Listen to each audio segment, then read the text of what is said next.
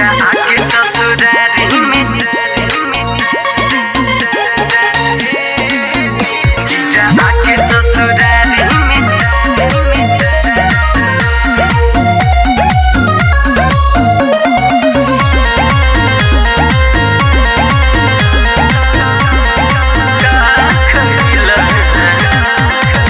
जीजा आके ससुरारी में छा गईला। हे जीजा जी सुनो तारा, हे जीजा आके ससुरारी में छा गईला। कोठा लहली न खइलो त का खइलो। जीजा आके ससुरारी में छा गईला। कोठा लहली न खइलो त का खइलो।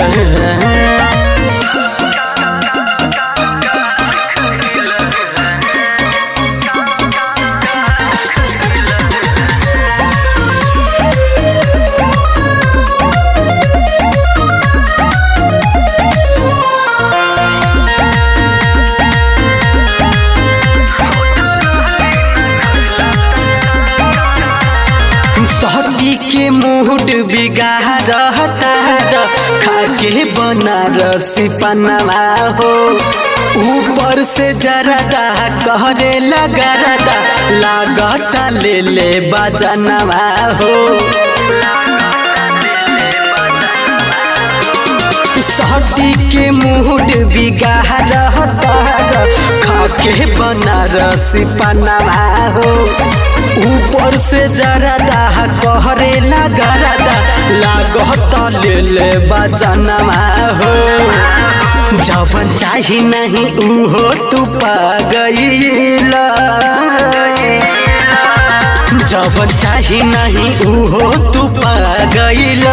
होठा लाली न खइलो त का खइलो। जीजा आके ससुरारी में छा गईला। होठा लाली न खइलो त का खइलो। जीजा आके छा गईला। जीजा आके ससुरारी में छा गईला।